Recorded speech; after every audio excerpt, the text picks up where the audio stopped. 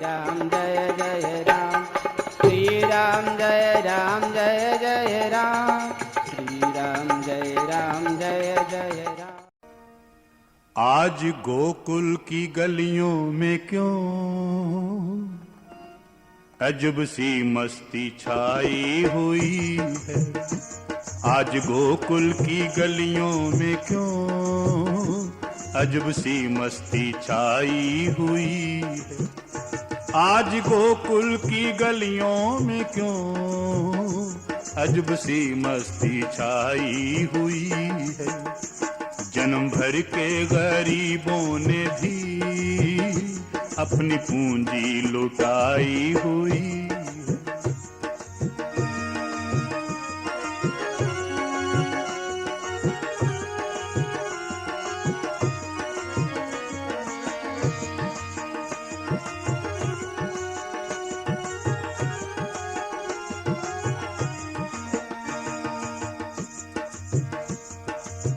देखा ना आपने असर, गोकुल की गलियों में क्यों गजब की मस्ती छाई हुई है।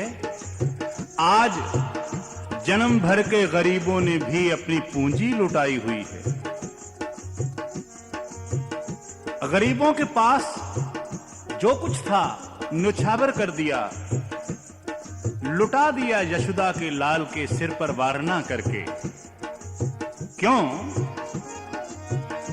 दुनिया भर का जो मालिक है वो, दुनिया भर का जो मालिक है वो, माँ की गोदी से नीचे न उतरे। देखिए,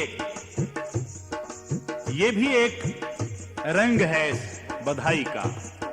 आप तो बस ध्यान से सुनते जाइए, अभी दीदार हो जाएंगे श्याम सुंदर के। दुनिया भर का मालिक है, लेकिन बाल लीला की पराकाष्ठा है।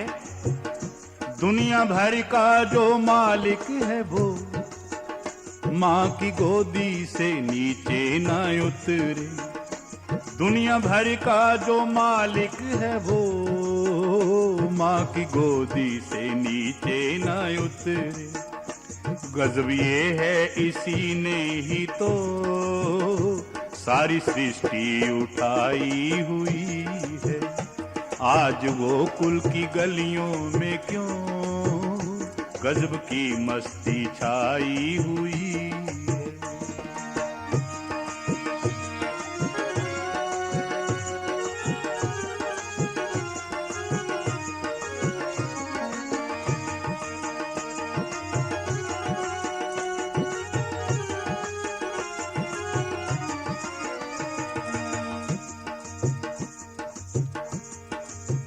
बाल लीला की पराकाष्ठा है।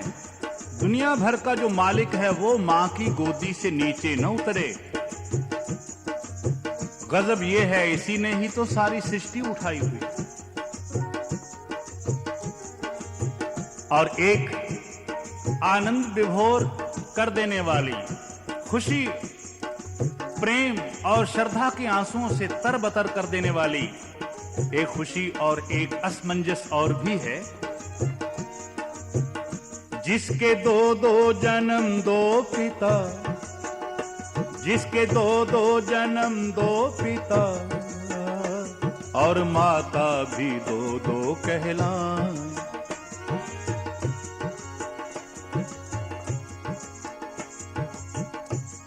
आपको मालूम है, एक ही रात में भगवान घनश्याम श्याम सुंदर के दो जन्म, दो पिता, दो माताएं, दो जन्म स्थान और जन्म के ऊपर दो तरह का असर। एक तरफ यशोदा मां की खुशियों का अंत नहीं है, तो दूसरी ओर देव की मां के आंसुओं का भी अंत नहीं है। जिसके दो दो जन्म दो पिता, और माता भी दो दो कहलाएं। ऐसे अद्भुत कृष्ण सांवरे को देखने दुनिया आई हुई। ऐसे अद्भुत कृष्ण सांवरे को देखने दुनिया आई हुई है। आज गोकुल की गलियों में क्यों अजब सी मस्ती छाई हुई।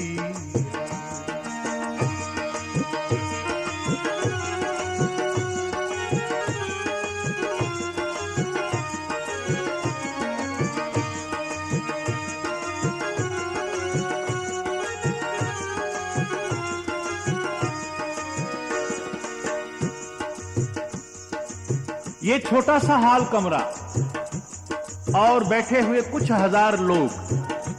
लेकिन जब आपने देखा स्वामी जी ने घोषणा की, भगवान आनंद कंद बांके बिहारी ने मां देवकी की कोख से जब जन्म लिया, देवताओं ने पुष्प बरसाकर अपनी प्रसन्नता प्रकट की, तो इस हॉल कमरे का फर्श एकदम फूलों से भर गया।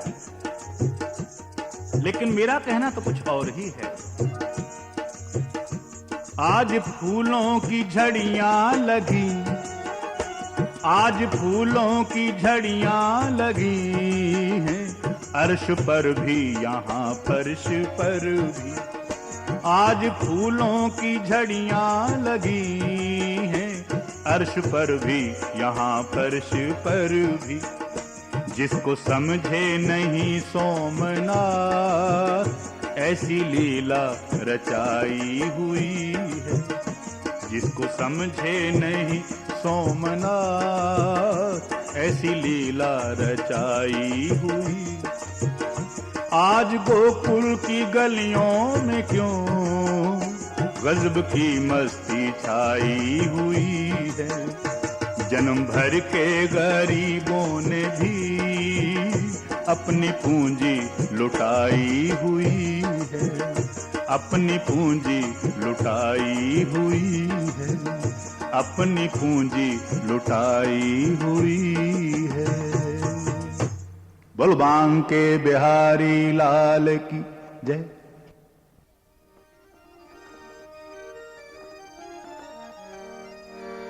प्रेम से बोले वृंदावन बिहारी लाल की जय।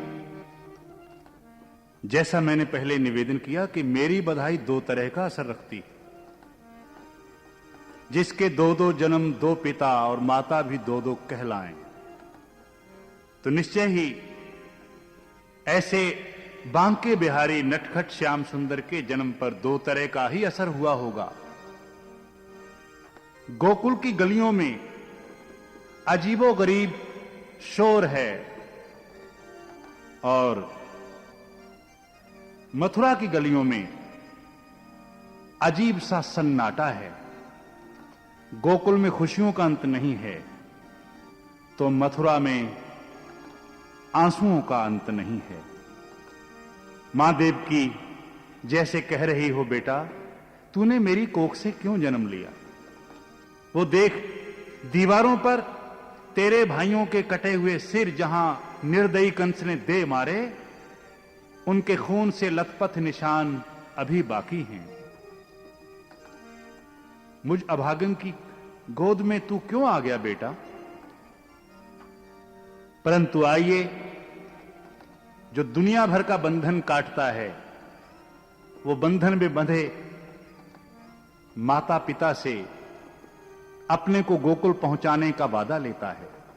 और उसी रात, एक रात में दो दो जन्म हुए, एक रात में दो दो जन्म हुए। एक गोकुल में, एक मथुरा में, एक रात में दो दो जन्म हुए।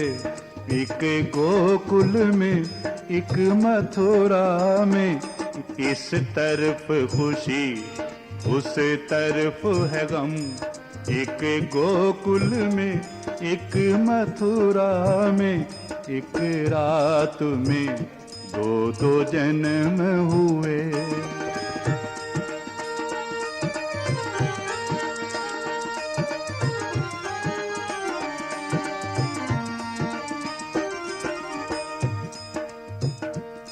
गोकुल के कृष्ण पर फूल चढ़े, मथुरा के कृष्ण पर आंसू गिरे।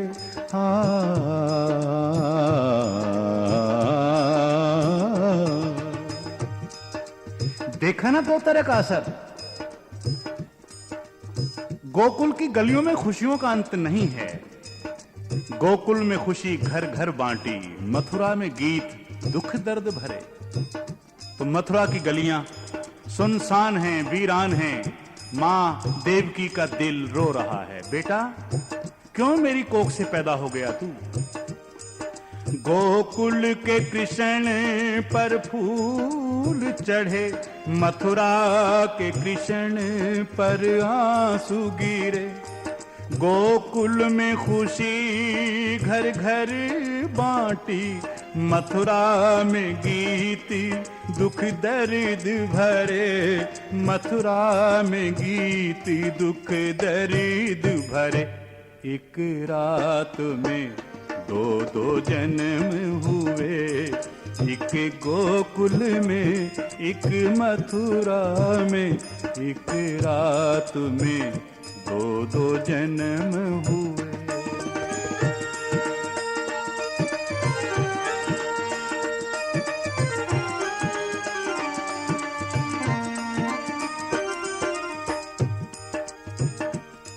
गोकुल का कृष्ण तो सबका है, मथुरा का कृष्ण बेगाना है।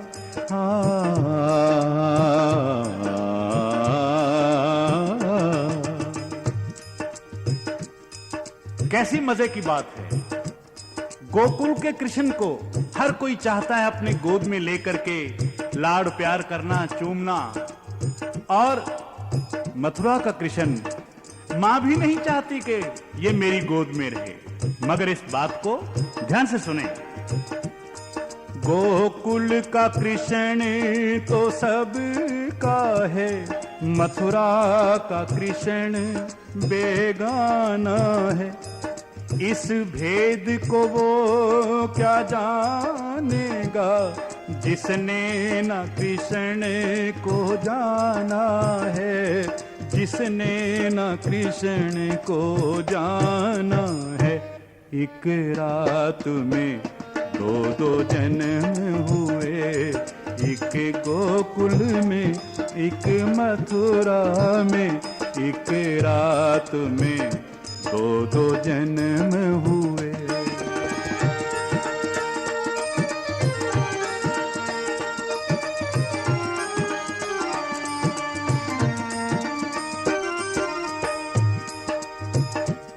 सोमनाथ कृष्ण मथुरा जन्मे, और माता पिता को कष्ट दिए।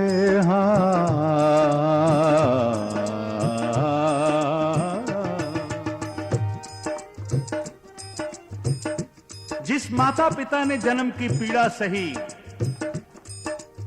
उनको और भी कष्ट सहने पड़े। हथकड़ियों बेड़ियों में बंद हैं, पहरेदार दरवाजे पर बैठे हैं। और 6 बेटों की मौत का साया अंधेरे की तरह, गहन अंधेरे की तरह सामने है। और आज इस बेटे से भी कोई आशा नहीं बंधती दिखाई देती।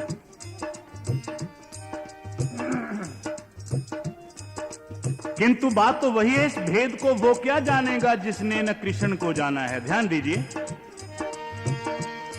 सोमनाथ कृष्ण मथुरा जन्मे, देवकी वसुदेव ने कष्ट सहे। नंद बाबा यशोदा के भाग भले, जिनके घर जाकर कृष्ण पले। जिनके घर जाकर कृष्ण पले।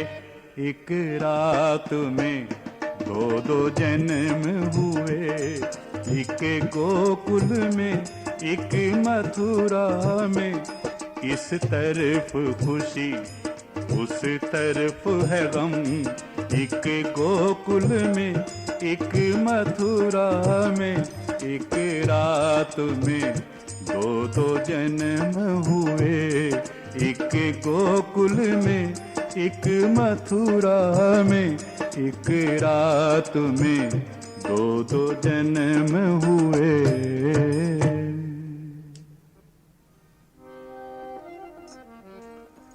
भाइयों, बुजुर्गों, माताओं, देवियों, जैसे अभी अभी पूज्य महाराज जी ने बताया था कि बलराम जी लखनलाल के ही अवतार हैं। फर्क सिर्फ इतना है कि उधर लक्ष्मण छोटे थे और बलदाऊ यहां बड़े, और त्रेता के राम ही द्वापर के कृष्ण कन्हाई घनश्याम श्याम सुंदर हैं। आइए मैं एक बड़ी ही दिलचस्प घटना आपको सुना रहा हूं, जिसने त्रेता के राम को द्वापर का श्याम बना दिया और जिसने लक्ष्मण को बलराम बना दिया। बस केवल ध्यान दीजिए और आनंद विभोर होकर सुनिए। जयकारा लगाइए, बोल बांके बिहारी लाल की। लो सुनो कैसे राम बने घनश्याम, लो सुनो कैसे राम बने घनश्याम, लो सुनो कैसे राम बने घनश्याम। एक ज्योति के रूप हैं दोनों, एक ज्योति के रूप हैं दोनों, हैं लोचन अभिराम। सुनो कैसे राम बने घनश्याम, सुनो कैसे राम बने घनश्याम।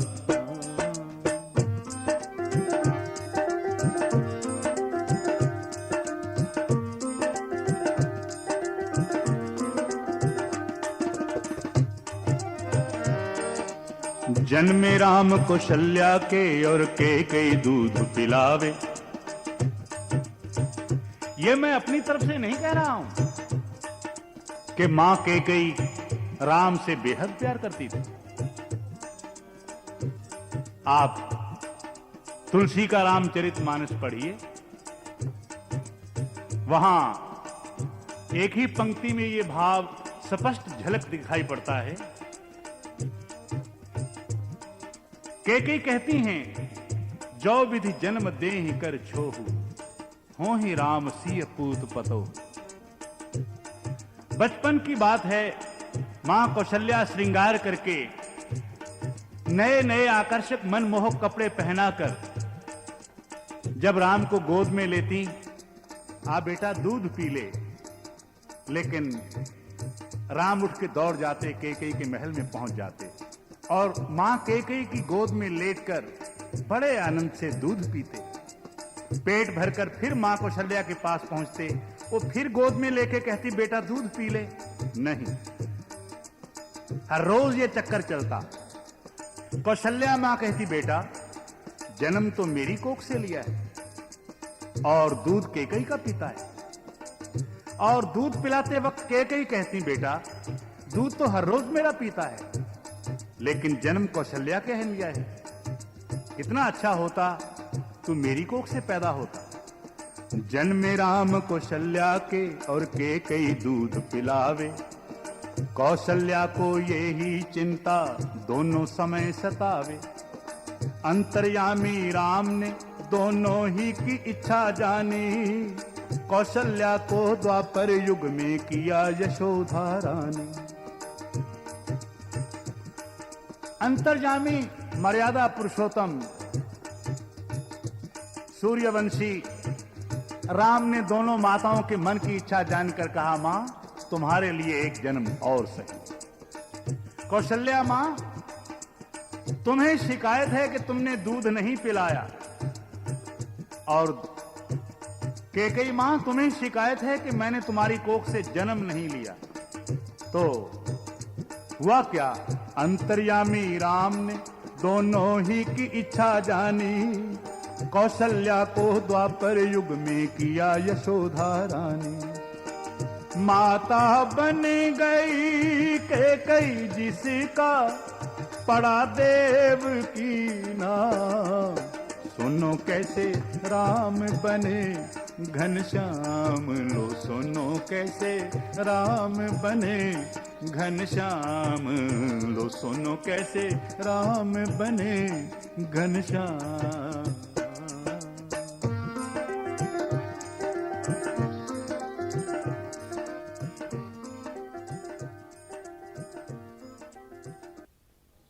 कैसे राम बने घनश्याम। लो सुनो कैसे राम बने घनश्याम। लो सुनो कैसे राम बने घनश्याम।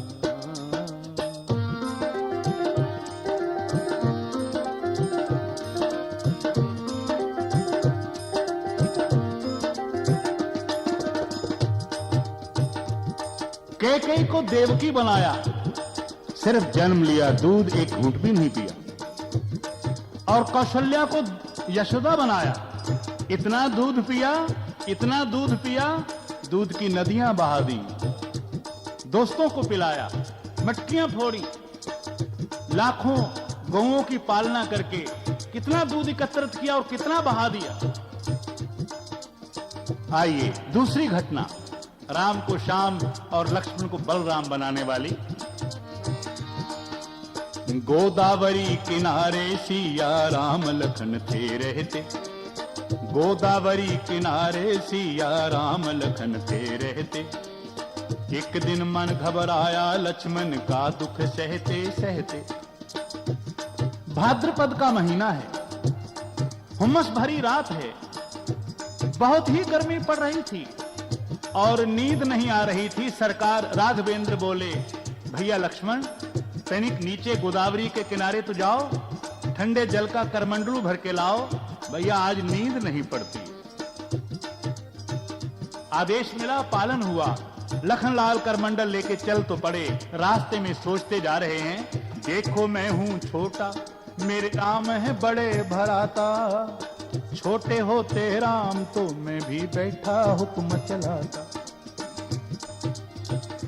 लखनलाल सोच रहे हैं कि देखो आधी रात का वक्त है, नंगे पांव जा रहा हूं, कोई सांप बिच्छू लड़ जाए, कोई कांटा गड़ जाए, कोई पत्थर की ठोकर लगे और मैं गोदावरी के दरिया में जा गिरूं।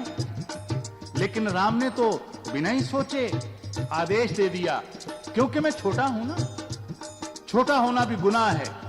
घर में कोई मेहमान आ जाए, दरवाजा खटखटाए, जो सबसे छोटा बच्चा होता है आवाज उसी को पड़ती है, मोहन जाओ देखो कौन आया है। देखो मैं हूं छोटा, मेरे राम है बड़े भराता। छोटे होते राम तो मैं भी बैठा हुक्म चलाता। सोमनाथ बस इतने में ही लखन बने बलराम। सुनो कैसे राम बने घनश्याम। लो सुनो कैसे राम बने घनश्याम। सुनो कैसे राम बने घनश्याम बने घनश्याम बने घनश्याम। तो भाइयों श्री रामचंद्र जो त्रेता के अवतार थे, वही द्वापर युग में बने श्री कृष्ण मुरार थे। उनके बड़े भाई यहां बने श्री बलराम थे। दोनों भाई चतुर सुंदर और शोभा धाम थे। नित्य नई लीला रचाते, नए खेल खेलते, मक्खन दूध दही खाते और दंड पेलते। एक दिन माता सवेरे दूध जब बिलो रही, कृष्ण और बलराम में थी कुछ ऐसी चर्चा हो रही। बोले श्री कृष्ण के मक्खन सारा मैं ही खाऊंगा। तब कहा बलराम ने, मैं तुझसे पहले खाऊंगा। इतने में माता भी आई, मक्खन का पेड़ा हाथ में, मिश्री और बादाम दोनों रखे हुए साथ में। बाल लीला का बड़ा आकर्षक और सुंदर अंग है ये। माता दूध बिलो रही है, कृष्ण बलराम अपने पलंग के ऊपर सिरहाने पर अपनी ठोड़ियां टिकाकर बच्चों जैसी बातें कर रहे हैं। कन्हैया बोले, बलराम आज सारा मक्खन मैं ही खा जाऊंगा, भले ही बीमार पड़ जाऊं। तो बलराम बोले कि मैं तेरे पास पहुंचने दूं तब ना, मैं बड़ा हूं, पहले मेरी बारी है, मक्खन सारा मैं खाऊंगा। तो इतने में माता भी आई, मक्खन का पेड़ा हाथ में, मिश्री और बादाम दोनों रखे हुए साथ में। कृष्ण और बलराम दोनों उठकर थे खड़े हुए, मक्खन सारा कौन खाए, जिद पर थे अड़े हुए। बलराम बोले, मां तेरा हम दोनों ही से प्यार है, तू बता हम दोनों में से कौन सा हकदार है। मैं हूं बड़ा इसलिए मक्खन मैं पहले खाऊंगा, तूने अगर इसको खिलाया तो मैं रूठ जाऊंगा। बलवान के बिहारी लाल की। इतने में मां ने क्या देखा कि कन्हैया पलंग से नीचे उतरकर फर्श पर अपनी एड़ियां रगड़ने लगे। तो मां ने पूछा, कन्हैया क्या हो गया? बोला, मैं रूठ गया। ये तो धमकी दे रहा है, मैं तो रूठ भी गया। क्यों, तू काहे को रूठ गया? बोले, सारा मक्खन मुझे चाहिए, इसको रत्ती भर नहीं देना, आज सारा मक्खन मैं खाऊंगा। श्री कृष्ण रोते थे, मक्खन मैं ही सारा खाऊंगा, तूने अगर इसको खिलाया तो मैं भी रूठ जाऊं।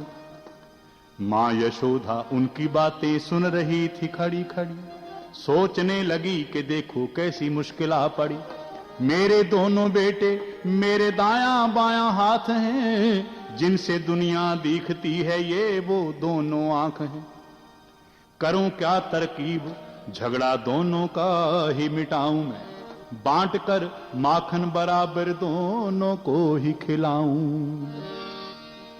तो खड़ी खड़ी माता ने इस उलझन का रास्ता ढूंढ लिया।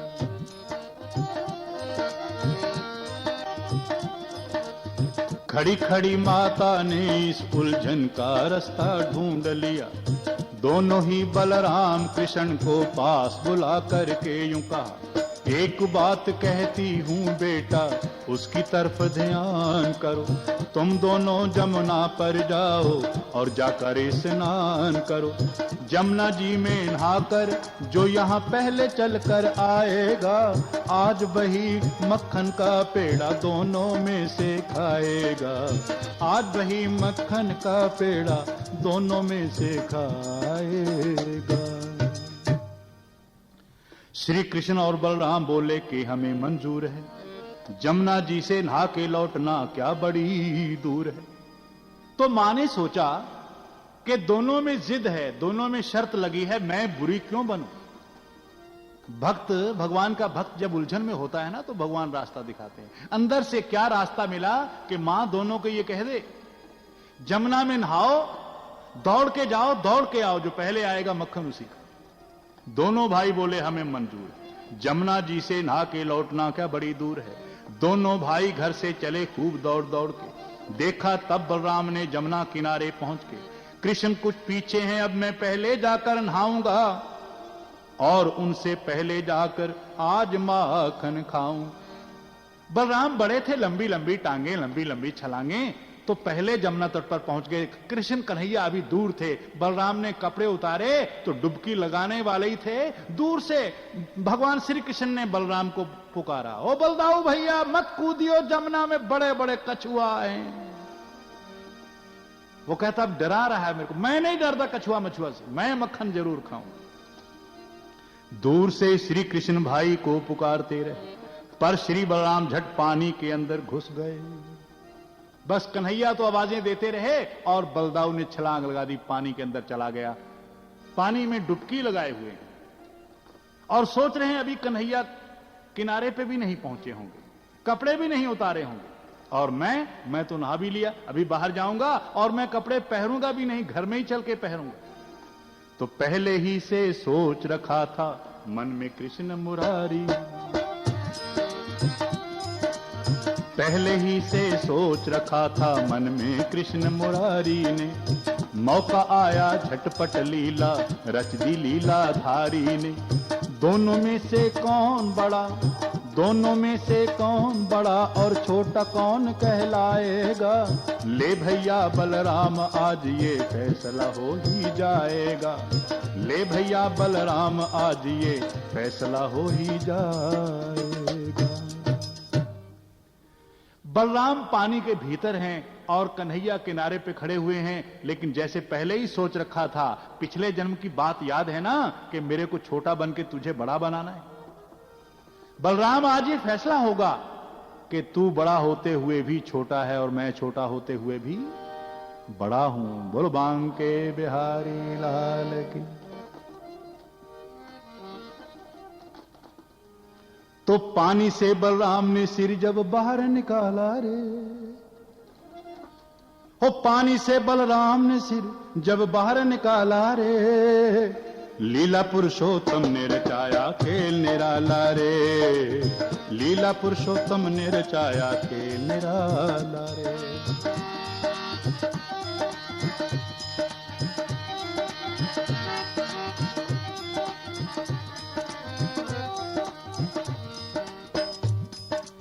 पानी से निकले तब देखा अजब नजारा, जमुना जी नहीं वहां तो है सागर का किनारा।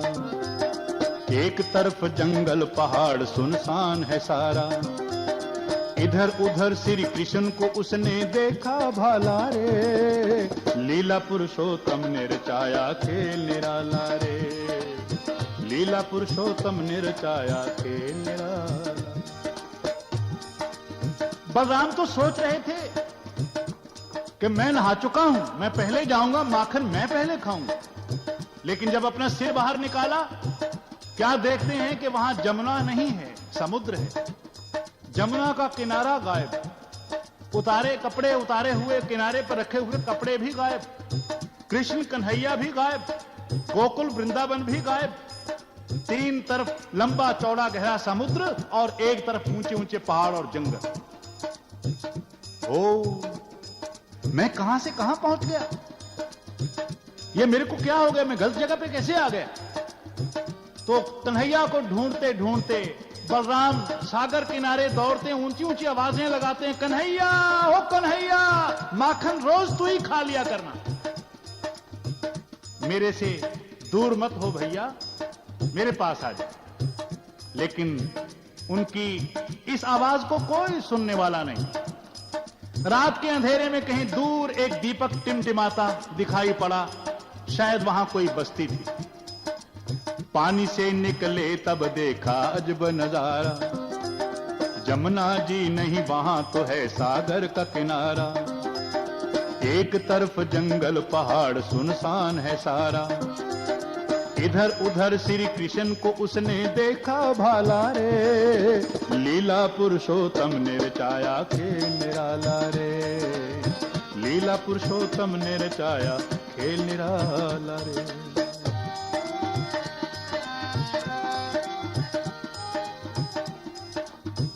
पहुंच गए नगरी के पास।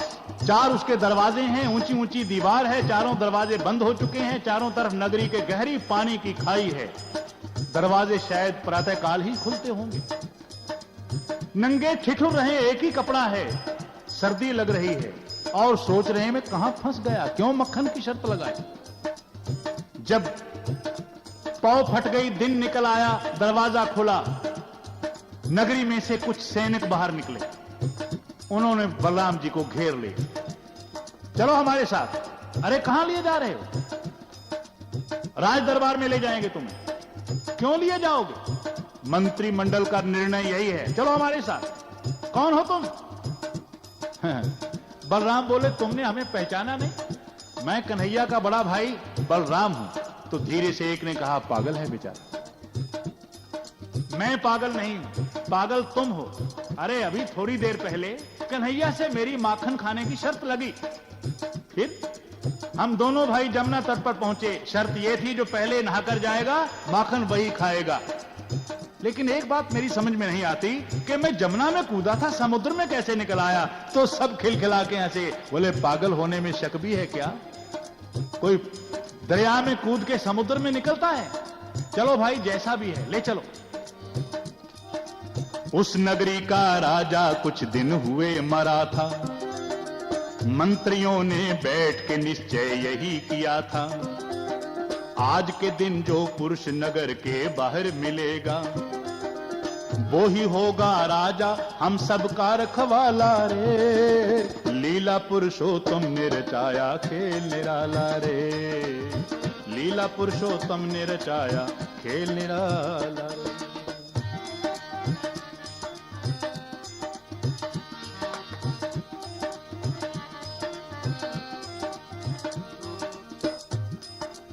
सैनिक पकड़ के ले गए मंत्रिमंडल के सामने।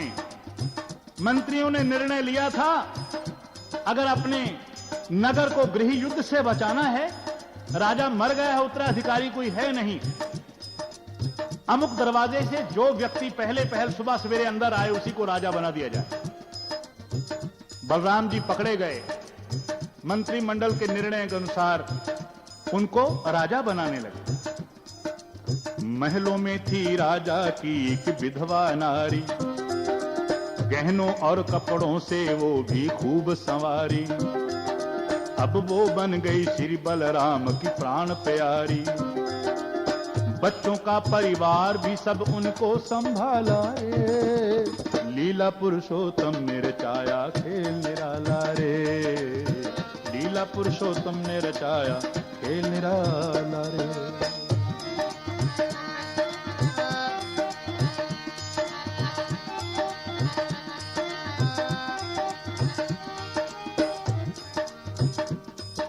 इनकार करते करते भी जबरदस्ती गद्दी पर बिठा दिया गया। राजा की विधवा नारी थी, जबरदस्ती उसको पत्नी बना दिया गया। सुबह राजा बने, दोपहर को पत्नी मिल गई और शाम को पिताजी होने लगी। जितने बिना पैदा हुए बच्चे थे वो भी मिल गए। कुछ दिन के बाद बलराम जी को संतोष करना पड़ा कि वाकई ये त्रेता नहीं है, ये द्वापर नहीं है, मैं बलराम नहीं हूं। कृष्ण और बलराम को हुए तो युग बीत गए, मैं कोई और ही हूं। जब ये मन में विश्वास हो चला, धीरे धीरे करते करते 18 वर्ष बीत गए। महलों में रहते यूं काफी उम्र गुजर गई। एक दिन आया उनकी प्राण प्यारी मर गई। सुखों का दामन जो था दुखों से भर गई। श्री बलराम भी रोए पी के गम का प्याला रे। लीला पुरुषोत्तम ने रचाया खेल निराला रे, लीला पुरुषोत्तम ने रचाया खेल निराला रे, लीला पुरुषोत्तम ने रचाया खेल निराला रे। बोल बांके बिहारी लाल की। तो 18 वर्ष के बाद एक दिन उनकी प्राण प्यारी दम तोड़ गई। मंत्री, वजीर, अहलकार भी रोने लगे। शोक के चर्चे जगह जगह पर होने लगे। झंडे सर निगू हुए, दीवारों दर थे गमजदा। सागर के तट पे बनाई एक चंदन की चिता। कफन में लपेट के रानी का शव लाया गया। रस्म के अनुसार उसे चिता पे लिटाया गया। चंदन की चिता बनी, रानी का मृतक शरीर चिता के ऊपर रखा गया। 18 वर्ष बीत गए थे, प्रेम बढ़ गया था। आंसू तब बलराम की आंखों से बहने लगे।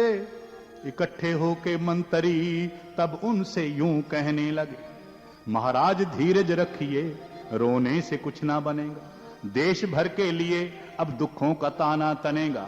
होता वही है जो कुछ प्रभु को मंजूर है। पहले सुन लो आप इस देश का जो दस्तूर है।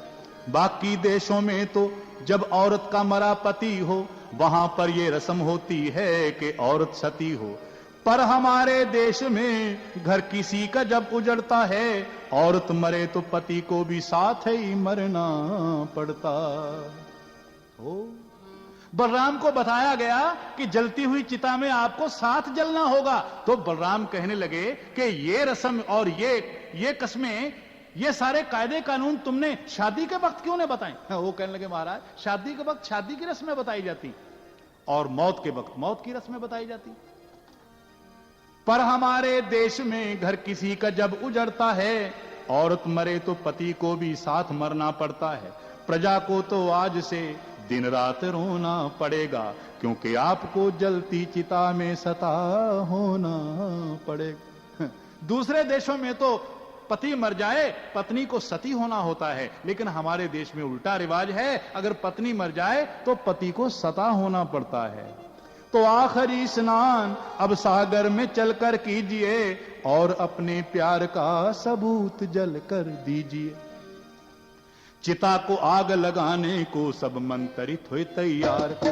श्री बलराम जी सोच रहे थे किस आफत में आन पड़े, पहले ये समझा देते फिर आज न यूं रोना पड़ता, घर में राजा ना बनता क्यों आज सता होना पड़ता। अब बलराम जी फिर सोच रहे हैं कि जरूर दाल में कुछ काला काला है, मैं बलराम ही हूं, ये मेरी पत्नी है ही नहीं, ये मेरे बच्चे हैं ही नहीं, ये तो मर गई, भला मैं जिंदा इसके साथ क्यों जलूं। लेकिन कोई रास्ता नहीं था, चारों तरफ नंगी तलवारों के पहरे थे। तो बलराम जी ने मंत्रियों से कहा कि भैया अंतिम इच्छा तो पूरी करोगे ना मेरी। बोले हाँ महाराज, बोलो क्या अंतिम इच्छा है। कहते मेरे को सागर में स्नान करना है। बलराम सोच रहे थे कि मैं सागर में भूल के यहां आया था, अगर डुबकी लगाऊंगा तो शायद बचूंगा, नहीं तो डूब के मर जाना अच्छा है, जल के कौन मरेगा। आग में जलने से तो पानी में डूबना अच्छा। सोच के यूं बलराम उठे सागर के किनारे जा पहुंचे, अपने कपड़े उतार दिए, झट पानी अंदर कूद पड़े। पानी में से उन्होंने सिर जब अपना बाहर निकाला था, हैरान हुए बलराम बहुत, वो ऐसा खेल निराला था। जमुना जी का तट है और श्री कृष्ण खड़े मुस्काते। जब बलराम जी ने पानी में टुबकी लगाई, सागर में कूद के पानी में टुबकी लगाई, सिर बाहर निकाला तो क्या देखते हैं, जमुना का किनारा है और कन्हैया कपड़े पहन रहे हैं, कन्हैया नाचुके हैं।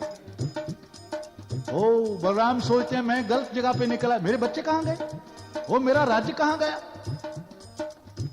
तो कन्हैया पुकारते रहे, बलदाऊ देख मैं नहा लिया हूं, मैं जा रहा हूं। लेकिन बलराम फिर पानी में घुस गए और जब दूसरी बार पानी से सिर बाहर निकाला तो क्या देखते हैं कि बच्चे रो रहे हैं, चिता तैयार हो गई है। मंत्री कहते हैं वो निकला, पकड़ो पकड़ो पकड़ो पकड़ो। और बलराम जी ने फिर टुबकी लगा दी। इधर निकलते हैं तो कन्हैया बुला रहे हैं, उधर निकलते हैं तो मंत्री पकड़ रहे हैं। जमुना जी का तट है और श्री कृष्ण खड़े मुस्काते, जल्दी जल्दी कपड़े पहन के और वो दौड़े जाते। बच्चों की जब याद आई झट उन्होंने गोता मारा था, फिर पानी से निकले तब देखा वही सागर खारा था। चिता हुई तैयार देखकर फिर मन में घबराए थे, डुबकी मार कर निकले तो फिर जमुना तट पर आए। चिंता में फंस गए इस तरह चंचल मनवा हार गया। अब की बारी प्रभु ने निज माया का पटल उतार दिया और बोले मैं तुझसे पहले भैया घर को जाऊंगा, माखन का पेड़ा मैं तुझसे पहले जाकर खाऊंगा।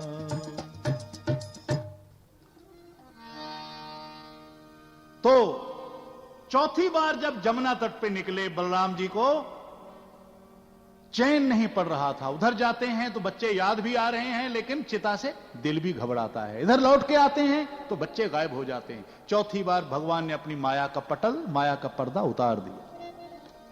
और बलराम जी को जब याद आया, ओहो 2 घड़ी में 18 वर्ष, यानी मेरे पानी के अंदर रहते रहते वो कैसी लीला घुमाई, मैं राजा बन गया, बच्चों का बाप बन गया, रानी मिल गई, 18 वर्ष वहां रहता भी रहा। ये सब इसी नटखट की लीला है।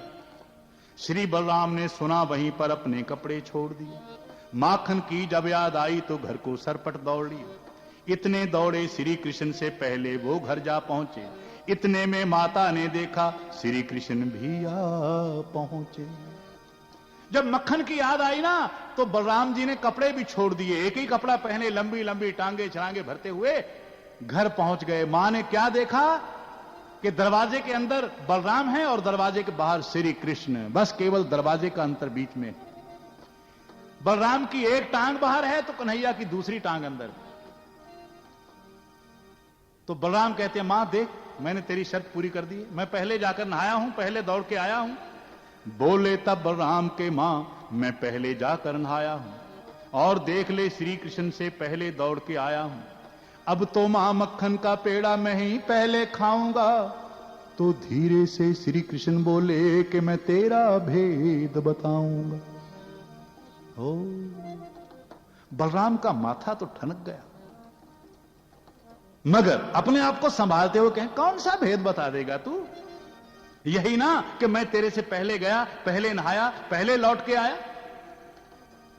कन्हैया बोले, देख ले, सोच ले, अभी मां मक्खन निकालने गई, मेरे को सब मालूम है, मैं बता दूंगा। मुझको देर ना होनी थी, मैं कब से नहा के आ जाता। तुम सोचो उस आफत से फिर तुमको कौन छुड़ा लाता। अब तो बलराम को यकीन हो गया कि इसको सब मालूम है, लेकिन फिर अपने आप को संभालते हुए और ऊपर बनावटी रोब जमाते हुए कहने लगे, कौन सी मुसीबत में फंस गया मैं जो तू निकाल के लाया है? अब हार गया है तो हार मानने को तैयार नहीं। तो कन्हैया बोले, मां आ गई है, कान इधर कर, मैं तेरे कान में बता ही देता हूं। मैं सब कुछ देख रहा था जब तुम पास चिता के रो रहे थे, अपनी सपनों की रानी की चिता में सता हो रहे थे। मैं ये बताऊंगा मां को कि मां ये शादी करके आया है और बिना मां के बच्चे इसके हैं, और 18 वर्ष ये तेरे से दूर रहा है, मेरे को सब मालूम। तो समझ गए झट बलदाऊ जो मैंने शर्त लगाई थी, कभी बड़ा मैं बन जाऊं ये इच्छा मन में आई थी। उसी इच्छा को ले करके इन्होंने ही खेल रचाया था, मेरे छोटे भाई बनकर मुझको बड़ा बनाया था।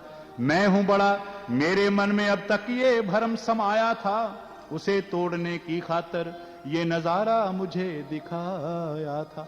मां आ गई, बलराम रो रहे थे तो मां बोलती है, बेटा तू रोता क्यों है? ले, शर्त तू जीत गया, माखन तेरा है, आज कन्हैया को बिल्कुल नहीं मिलेगा। लेकिन कन्हैया बोले, मां माखन मुझे दे दे। ये क्यों नहीं रोएगा? क्योंकि बेचारे की पत्नी। तो बलराम ने चोटी भरी और हाथ जोड़ के बोले, हाथ जोड़ बलराम बोले, मक्खन हर रोज ही खा लेना, है सोमनाथ की कसम तुम्हें माता को नहीं बतला देना। सोमनाथ की कसम तुम्हें माता को नहीं बतला देना, सोमनाथ की कसम तुम्हें माता को नहीं बतला देना। तो मैं बता रहा था, लो सुनो कैसे राम बने घनश्याम, लो सुनो कैसे राम बने घनश्याम, लो सुनो कैसे राम बने घनश्याम, बने घनश्याम, बने घनश्याम। बोल बांके बिहारी लाल की। हरे